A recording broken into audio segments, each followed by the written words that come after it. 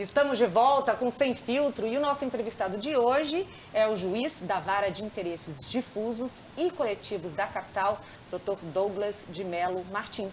Destaco também a participação dos jornalistas convidados para este debate.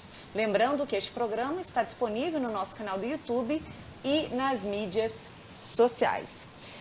Dr. Douglas, ainda falando de urgências, grupos prioritários, existe um acordo fechado em audiência de conciliação, também recente, que visa garantir, então, a acessibilidade de pessoas com deficiência ao longo da Avenida Litorânea, aqui em São Luís. E eu queria que o senhor falasse um pouquinho desse processo também. Foram duas ações.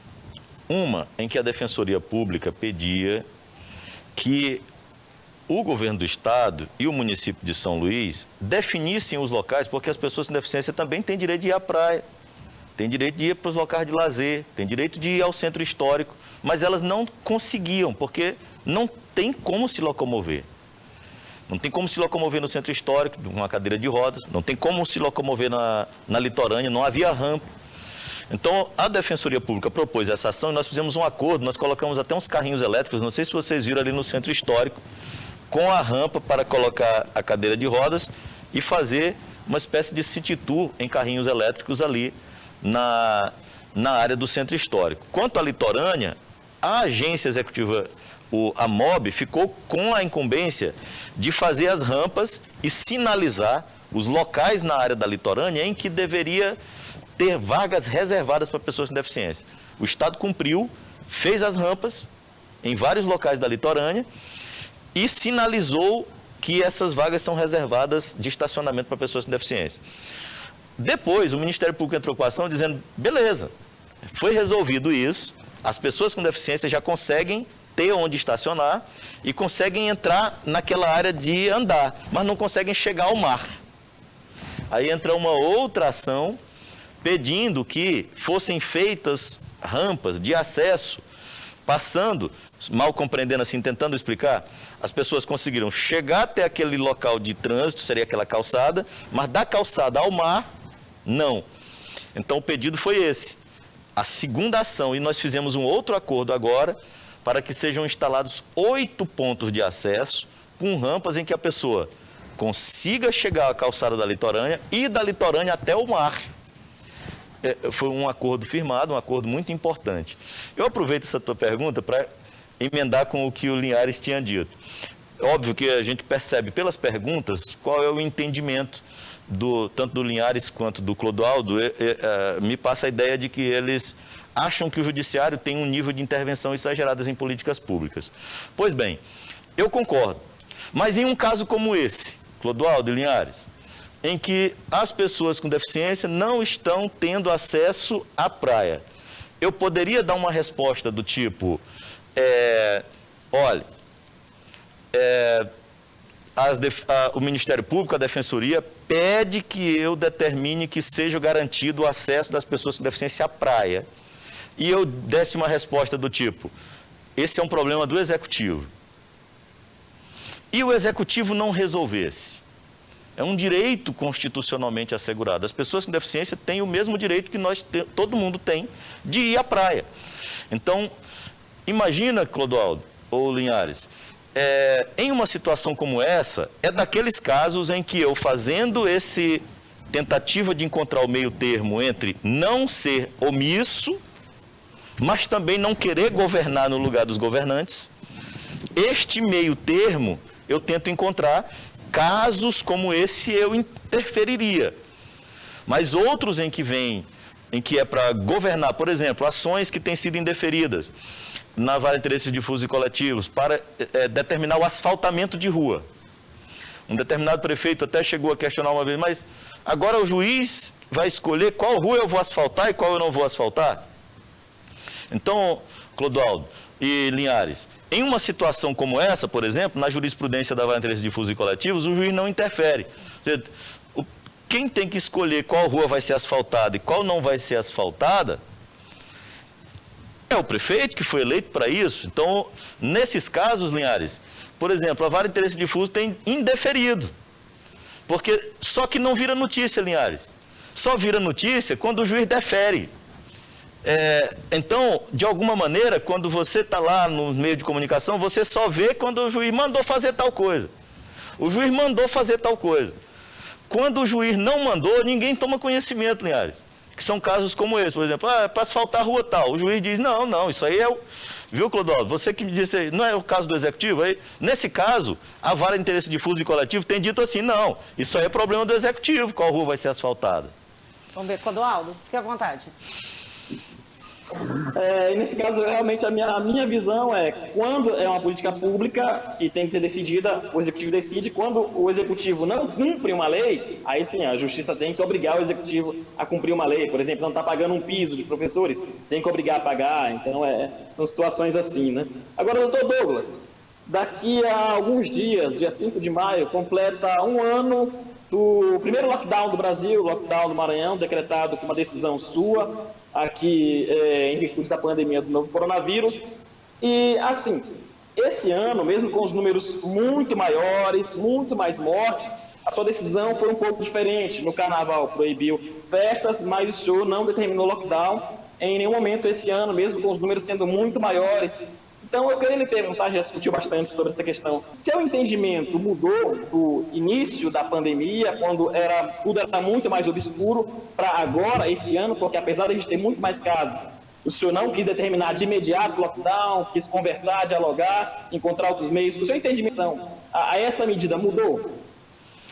Não foi o meu entendimento que mudou, a realidade é que era diferente.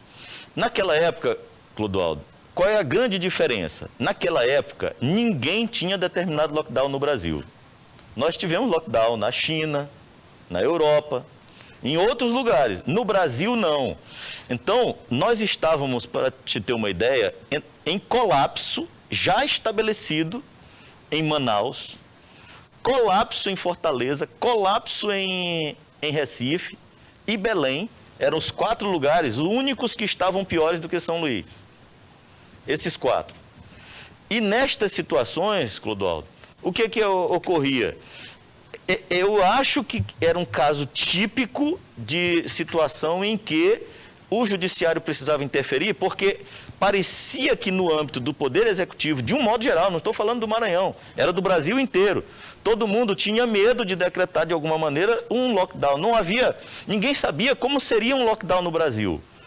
Então, eu achava, por exemplo, aqui, discutindo depois, eu achava que o primeiro local que deveria ter ocorrido lockdown era Manaus. Talvez se tivesse ocorrido isso, lá em Manaus, no começo, quando a coisa entrou em colapso, talvez a situação fosse outra.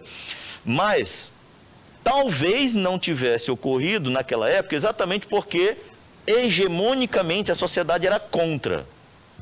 Como a maioria das pessoas era contra, ninguém vinha tomando a iniciativa. Para mim, caracterizou-se ali uma situação, olha, é a hora do Poder Judiciário entrar. Ninguém que vai assumir isso por enquanto no Brasil, é a hora do Judiciário, que é um poder contra-hegemônico, chegar e dizer, façam o lockdown. Foi isso, Clodoaldo. Mas e os números influenciaram na sua decisão? Sim, os números influenciaram, porque os números eram graves. Mas não foram só os números. Era a situação de o judiciário interferir em algo que está todo mundo ainda sem saber o que vai acontecer. E o juiz, que não está submetido aos processos eleitorais, tem mais liberdade para tomar uma decisão como essa. Quando veio o segundo pedido, um ano depois, a situação era outra. Mas os números eram até piores. Sim, mas não havia mais aquela situação no Brasil, em lugar nenhum, de que lockdown fosse uma coisa do outro mundo. E também o povo já tinha entendido que lockdown daqui não era como o lockdown da China, que fechava até farmácia, fechava até supermercado e tudo. Era uma coisa, é um lockdown que até o próprio termo em inglês é impróprio, porque lockdown é fechamento completo. E aqui não era, esse termo lockdown era até impróprio para o que nós fizemos aqui no Brasil. Nós fizemos um fechamento parcial, era melhor que a gente chamasse assim. Mas depois a situação era outra. Já tinha sido decretado em vários lugares, sem nenhum tipo de problema, a opinião pública debatendo aquilo no espaço próprio. Então eu achava que o judiciário deveria fazer uma interferência menor. Por isso que eu só suspendi o que eu achei que devia ser feito naquela época, O pedido era de lockdown e eu deferi só a suspensão das festas de carnaval. Pensando o quê, Clodoaldo? Vai ser uma loucura o carnaval. Foi o que eu pensei. E aí a doença vai avançar de um jeito tal que é melhor conter o carnaval. E aí saiu a minha decisão, até surgiram uns memes, eu vi umas fotos minhas dizendo, vou confiscar tua caixa de som e tal, porque, enfim, não era fácil também tomar aquela decisão. Mas eu entendo que a situação que era diferente, não só os números, a situação concreta de ninguém ter decidido ainda.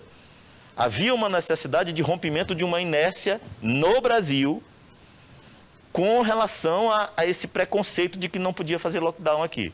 Mas depois não, no segundo pedido, eu achei que devia sim fazer uma audiência de conciliação, não houve acordo. Como não houve acordo, eu dei a decisão liminar suspendendo só o carnaval. Só não, porque teve muita gente que achou que foi muita coisa, né?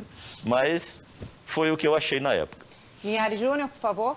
O senhor, como operador do direito, deve saber que a cada dia que passa, as críticas ao ordenamento jurídico que foi criado com a Constituição do final dos anos 80 recebe ultimamente.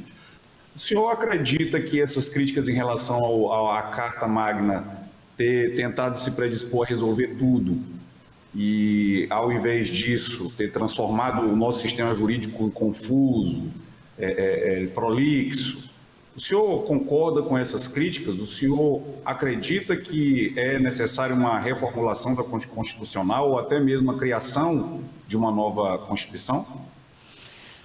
Linhares, eu penso que a Constituição, logo que ela foi aprovada em 1988, o presidente da República da época até disse que a Constituição de 88 deixou o país ingovernável.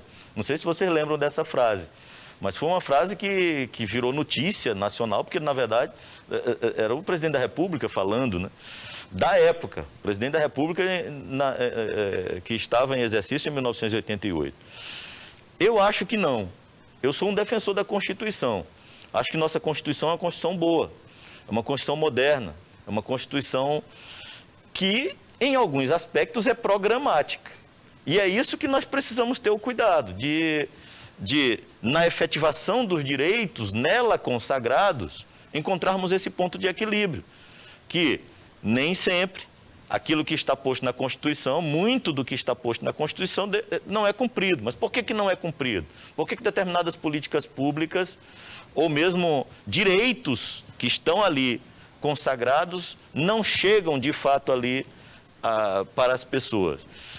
Essas questões é que o nível de interferência do Poder Judiciário precisa ser com muito equilíbrio. Essa semana, Linhares, o Supremo proferiu uma decisão, eu não sei se você viu, que é um nível grande de interferência nas políticas públicas, porque o Supremo decidiu impor ao governo federal, de alguma maneira, a garantia de uma renda mínima para as pessoas. E isso é um nível de interferência grande para dar efetividade a direitos ali previstos na Constituição.